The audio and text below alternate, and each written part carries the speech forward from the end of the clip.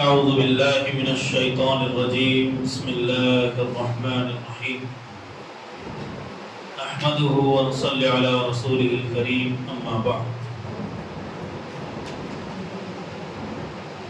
آج آپ حضرات کی خدمت میں تقریباً 2.5 پارے ہو گئے، کل 1.25 پارہ اور آج 1.25 پارہ۔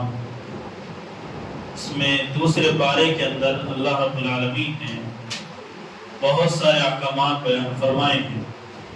جیسا کہ کل یہ بات آئی تھی آپ حضرات کی خدمت میں کہ سورۃ البقرہ کے اندر بے شمار اللہ کے احکامات ہیں اور اسی طرح بے شمار اس کے اندر حکمت کی باتیں۔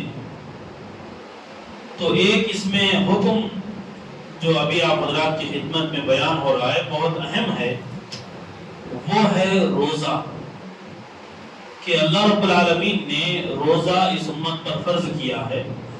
تو ساتھ میں یہ بھی بیان فرمایا کہ روزہ صرف اس امت کے ساتھ خاص نہیں ہے، بلکہ فرمایا کہ اے ایمان والو، تم پر روزے ہم نے فرض کیے جیسا کہ تم سے پہلے کی قوموں پر ہم نے روزے فرض کیے تھے۔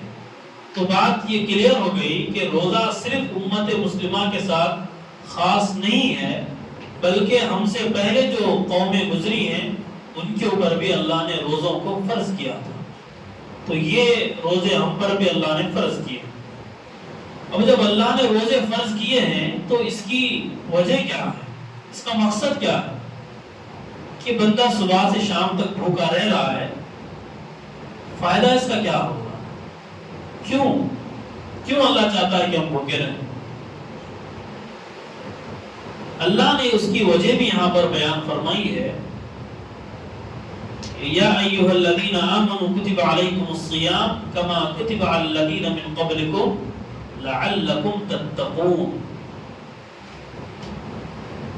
ہم نے روزے فرض اس لیے کیے ہیں تاکہ اے ایمان والو تمہارے اندر تقوی پیدا ہو جائے۔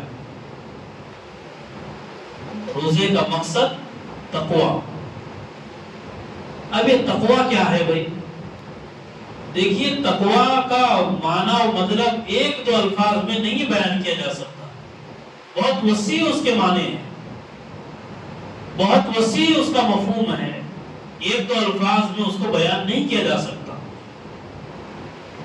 بنیادی طور پر ہم یہ بات سمجھ لیں، تقوی کہتے ہیں چاہے ہم تنہائی میں ہوں، چاہے لوگوں کے ساتھ بیٹھے ہوئے ہوں، چاہے اجالے میں ہو چاہے اندھیرے میں ہو، جس حال میں بھی ہو، کچھ بھی کام کرنے سے پہلے ہمارے ذہن میں یہ بات ہونی چاہیے کہ میرا اللہ مجھے دیکھ رہا ہے۔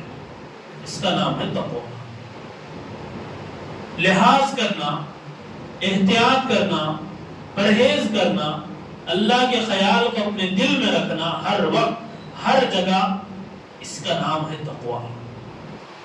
اب یہ رمضان میں روزوں کے ذریعے اللہ رب العالمین ہمارے اندر اس صفت کو، تقوی کی اس صفت کو پیدا کرنا چاہ رہا ہے، کیونکہ جب تک تقوی ہماری زندگی میں نہیں ہوگا، صحیح معنوں میں اللہ کی عبادت نہیں ہوگی۔ کیونکہ جب ہمارے خیال میں یہ بات نہیں رہے گی کہ اللہ ہمیں دیکھ رہا ہے تو پھر ہم عبادت کیوں کریں گے؟ جب ہمارے ذہن میں یہ بات نہیں ہوگی کہ اللہ ہمیں دیکھ رہا ہے، ہم گناہ سے کیوں بچیں گے؟ یہ تقوی ایک ایسا کنٹرولر ہے کہ جو بندے کو تنہائی میں بھی گناہ کی طرف جانے سے روکتا ہے۔ یہ ہے تقوی کا فائدہ۔ تو اس رمضان میں یا رمضان میں جو روزے ہیں، آدمی صبح سے شام تک بھوکا رہتا ہے اللہ کے لیے، اس میں حلال چیزیں بھی آدمی نہیں کھاتا، اللہ ایک اشارہ دے رہا ہے، اے بندے تو حلال چیزیں بھی اس میں نہیں کھا سکتا، تو روزے کے علاوہ کم سے کم حرام چیزوں سے تو بچ۔ ایک اللہ کی طرف سے اشارہ ہے کہ تم حرام چیزوں سے بچا کرو باقی اوقات میں۔ روزے کی حالت میں حلال چیزیں بھی منع ہے، چکنا، کھانا، پینا، بقیہ اوقات میں ہم حرام چیزوں سے بچیں۔ یہ ہے روزے کا مقصد۔ اس کے بعد اگلے صفحے میں اللہ رب العالمین نے رمضان کا تذکرہ فرمایا کہ رمضان کا یہ مہینہ وہ مبارک مہینہ ہے جس کے اندر اللہ نے یہ مقدس کتاب، یہ مقدس قرآن کو اللہ نے نازل فرمایا. شہر رمضان الذی انزل فیہ القرآن، خصوصیت کے ساتھ، بہت ہی اہمیت کے ساتھ اللہ نے بیان فرمایا کہ رمضان کا مہینہ تو وہ مہینہ ہے جس میں قرآن کو نازل کیا گیا. تو بہت ہی فضیلتوں والا یہ مہینہ ہے، اور ظاہر بات ہے یہ کتاب قرآن مجید یہ تو فضائل کا سمجھ لیجئے کہ مجموعہ ہے، ہدایت کا ذریعہ ہے. تو مفسرین نے یہاں پر یہ بات یہ لکھی ہے کہ جب اللہ نے رمضان کے ساتھ قرآن کا تذکرہ کیا ہے تو اس میں یہ اشارہ مل رہا ہے کہ رمضان کے مہینے میں خصوصاً ہمیں قرآن کی تلاوت کا زیادہ اہتمام کرنا چاہیے. یہی وجہ ہے کہ تراویح کے اندر پورا قرآن مجید سنانے کا اہتمام ہوتا ہے اسی نقطے کی بنیاد پر. اور صحابہ رضی اللہ عنہم اجمعین کا بھی یہی معمول رہا کہ ایک قرآن تو کم از کم وہ تراویح میں ختم فرمایا کرتے تھے. تو وہاں سے سنت چلی ہے اور آج تک الحمدللہ چل رہی ہے. تو ہماری بھی ذمہ داری ہے کہ ہم ماشاءاللہ تراویح تو پڑھ رہے ہیں، دوسری ہماری توجہ اس بات کی طرف ہونی چاہیے کہ ہم قرآن مجید کو بھی پڑھنے والے بنے، اس کی تلاوت کا اہتمام ہم کرنے والے بنے. دیکھیے قرآن مجید کو پڑھنا اتنا ثواب ہے کہ ایک مثال کے ذریعے نبی اکرم صلی اللہ علیہ وسلم نے بیان فرمایا کہ قرآن کے ہر حرف پر اللہ 10 نیکیاں دیتے ہیں.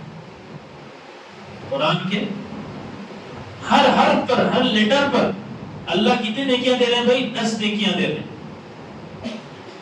یہ حضور کا فرمان صلی اللہ علیہ وسلم. اور وضاحت کے ساتھ آگے آپ نے بیان فرمایا کہ میں یہ نہیں کہتا کہ الف لام میم ایک حرف ہے، نہیں، الف ایک حرف ہے، لام دوسرا حرف ہے، میم تیسرا حرف ہے. جو بندہ الف لام میم پڑھے گا جو قرآن مجید کی ایک آیت ہے تو سمجھ لیجئے کہ اس کو 30 نیکیاں مل جائیں. اب کوئی پارہ پڑھے، آدھا پارہ پڑھے، ایک پارہ پڑھے، 2 پارے دن میں پڑھے تو سوچئے اس کی نیکیوں کا کیا انجام ہے، اس کی نیکیوں کا کیا ٹھکانہ ہے، ہم تصور نہیں کر سکتے. ہم اتنی نیکیاں ہیں اس کو ہم کلیکٹ نہیں کر سکتے. یہ فضیلت ہے قرآن مجید کی کہ ہم اس کی تلاوت تو کریں ہی کریں اور ساتھ ہی ساتھ قرآن کے احکامات پر ہم عمل کرنے والے بنیں، تبھی جا کر ہم مسلمان کہلانے کے مستحق بنیں گے. اسی کو اللہ نے آگے یہ بات بیان فرمائی ہے کہ اے ایمان والو اسلام میں پورے کے پورے داخل ہو جاؤ. مطلب یہ ہے کہ اسلام کی مکمل جو سٹرکچر ہے وہ اس میں داخل ہو جاؤ، یعنی اسلام کے تمام احکامات پر عمل کرنے والے بن جاؤ. ایسا نہیں ہے کہ آدمی فلاں کام کر رہا ہے اسلام کا اور فلاں کام چھوڑ رہا ہے، اس کی اجازت نہیں ہے. مکمل اسلام پر چلنا ہوگا. اب رمضان آیا، ہم 5 وقت نمازوں کی پابندی کر رہے ہیں، رمضان ختم، نمازوں کی پابندی ختم، اس کی اجازت نہیں ہے. جس طرح رمضان میں نمازوں کی پابندی 5 وقت کی ہم کر رہے ہیں، ایسی ہی پابندی رمضان کے علاوہ بھی کرنا ہے. اسی کا مطلب ہے کہ پورے اسلام میں داخل ہو جائے. ہم آدھے اسلام میں، ادھورے اسلام میں داخل ہو رہے ہیں. اسلام کی بعض چیزوں کو ہم مان رہے ہیں، بعض چیزوں پر ہم چل رہے ہیں اور بعض احکامات پر ہمارا عمل نہیں ہے. تو یہ گویا کہ ہماری اس قرآن مجید کی آیت پر عمل نہیں ہے. اور جب ہمارا قرآن کے کسی حکم پر عمل نہیں ہوگا تو پھر سمجھ لیجئے کہ ہمارا ایمان ناقص ہے، مکمل نہیں ہے. ایمان مکمل اسی وقت ہوگا جب اسلام کو مکمل ہم فالو کریں گے. ادروائز ہم مسلمان صحیح معنوں میں کہلانے کے مستحق اور لائق نہیں ہیں. تو یہ بات معلوم ہو گئی کہ اسلام میں مکمل ہم کو داخل ہونا ہے. اور آگے اللہ رب العالمین نے احکامات کا تذکرہ فرمایا اور تیسرے پارے میں جو پہلا صفحہ ہے اس کے اندر ایک ایسی آیت ہے جو پورے قرآن کی جامع ترین آیت کہلاتی ہے. وہ آیت کون سی ہے؟ آیت الکرسی. اس آیت کی بڑی فضیلت ہے، بڑی اہمیت ہے، بڑے فضائل اس کے۔ پہلے ہم یہ سمجھیں کہ بھئی اس آیت کی فضیلتیں کیوں ہیں، کیوں اس آیت کی اہمیت ہے۔ بے شمار احادیث اس پر وارد بھی ہیں۔ کیوں؟ کیونکہ اس آیت کے اندر اللہ کی توحید کو بیان کیا گیا ہے، اللہ کی وحدانیت کو بیان کیا گیا ہے، اللہ کا تعارف، اللہ کا انٹروڈکشن اس میں کیا گیا ہے کہ اللہ ہے کون، اللہ کی ذات کون ہے۔ بہت ہی خوبصورت انداز میں، بہت ہی انوکھے انداز میں اللہ نے اس ایک آیت کے اندر اپنا تعارف کرا دیا کہ اللہ لا الہ الا هو الحی القیوم، کہ اللہ تو وہ ہے جس کے علاوہ کوئی معبود نہیں ہے، الحی، وہ ہمیشہ سے ہے اور ہمیشہ رہے گا۔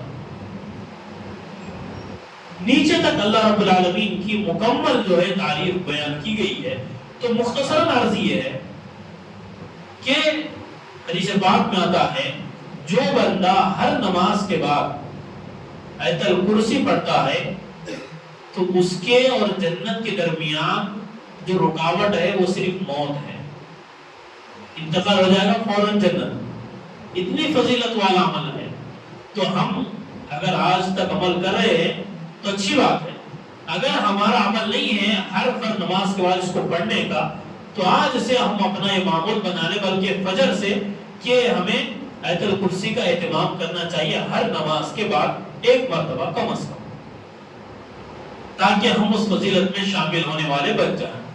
اور ایک حدیث پاک میں آتا ہے ایک صحابی نے آیت الکرسی رات میں گھر میں پڑھ کر سوئی تھی، تو اس گھر سے جو شیطان تھا وہ شیطان بھاگ گیا تھا، کیونکہ جہاں پر اللہ کا نام لیا جائے وہاں پر شیطان کا ٹھکانہ ہو نہیں سکتا، اللہ کا نام بھی لیا جائے شیطان کو وہاں پر ٹھکانہ ہو، یہ ہو نہیں سکتا۔ تو یہ فضیلت کا عمل ہے، تو ہم اس کو اپنا معمول بنائیں۔ اور ایک اہم بات اللہ رب العالمین نے آگے بیان فرمائی وہ سود کے بارے میں، کہ اللہ نے سود کو حرام قرار دیا ہے، اور تجارت کو، بزنس کو اللہ نے جائز قرار دیا ہے۔ ایک سوال یہاں پر ہوتا ہے کہ بھئی اللہ نے سود کو حرام کیوں کیا؟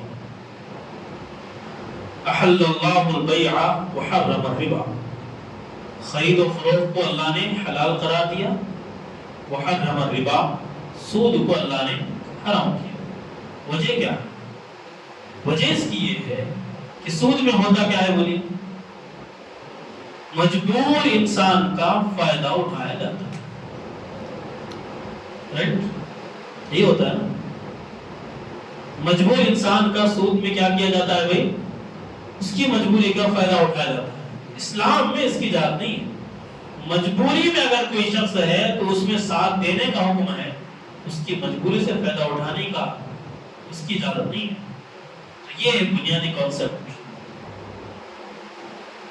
سود اللہ نے اس لیے حرام کیا کہ اس کے اندر اور بھی بہت ساری وجوہات ہیں، اس کی بنیادی طور پر یہ اس کی وجہ ہے کہ اس میں مجبور آدمی کی مجبوری کا فائدہ اٹھایا جاتا ہے جو اللہ کو ناپسندیدہ ہے۔ اللہ کو چیز پسند نہیں ہے کہ کسی کی مجبوری سے اس کا فائدہ اٹھایا جائے۔ اور اتنے سخت الفاظ میں اللہ نے سود کی مذمت فرمائی ہے کہ اتنے سخت الفاظ اللہ نے کسی اور دوسرے بات کے لیے نہیں بیان فرمایا۔ یا ایھا الذین آمنوا اتقوا اللہ وذروا ما بقی من الربا ان کنتم مؤمنین۔ پہلے تو تمیز سے کہا کہ اے ایمان والو اللہ سے ڈرو، سود جو کچھ ہے اسے چھوڑ دو۔ پہلے اللہ نے کہا کہ سود جو ہے اسے چھوڑو۔ اگر تمہارے اندر ایمان ہے، ایمان کا واسطہ اللہ نے دیا، اگر تم مومن ہو تو سود کو چھوڑو۔ اگر نہیں چھوڑتے، پہلے تو کہا چھوڑو، کہا اگر نہیں چھوڑتے تو پھر اللہ نے وارننگ وہاں پر دی، فَإِن لَّمْ تَفْعَلُوا فَأْذَنُوا بِحَرْبٍ مِّنَ اللَّهِ وَرَسُولِهِ۔ اگر سود کو نہیں چھوڑتے ہو تو پھر اللہ اور اس کے رسول سے جنگ کے لیے تیار ہو۔ اللہ اکبر، کیا اللہ سے کوئی جنگ کے لیے انتظام کر سکتا ہے، سوچ بھی سکتا ہے اللہ سے جنگ کا۔ جس خدا نے ہم کو پیدا کیا اس سے جنگ کا ہم تصور بھی کر سکتے ہیں؟ نہیں کر سکتے۔ اللہ سخت الفاظ میں کہہ رہا اگر نہیں چھوڑتے تو گویا تم اللہ کی بغاوت کر رہے ہو، اللہ کے احکامات کی بغاوت کر رہے ہو، تو پھر آ جاؤ میدان میں۔ یہ سخت الفاظ کسی اور بات کے لیے قرآن مجید میں نہیں کہے گئے جو سود کے لیے کہے گئے۔ تو یہ بڑی سخت مذمت، بڑی سخت بیماری ہے، برائی ہے، اس سے ہم تمام کو بچنا چاہیے، اس سے پرہیز کرنا چاہیے، اس سے اجتناب کرنا چاہیے، کیونکہ جس کے اندر اللہ کی اتنی سخت ناراضگی ہو پھر ہمارے زندگی میں کیسے سکون ملے گا؟ سکون تو اللہ کے ذکر میں، الا بذکر اللہ تطمئن القلوب، سکون اللہ کو ماننے میں ہے، سکون اللہ کی ماننے میں ہے، سکون رسول اللہ کو ماننے میں ہے، سکون رسول اللہ علیہ وسلم کی ماننے میں ہے صلی اللہ علیہ وسلم۔ تو یہ چند باتیں آج آپ حضرات کی خدمت میں تراویح کے خلاصے کے طور پر بیان کی گئی ہیں۔ اللہ تعالیٰ سے دعا ہے اللہ تعالیٰ ہم تمام کو عمل کرنے کی توفیق عطا فرمائیں۔ وآخر دعوانا ان الحمد للہ رب العالمین۔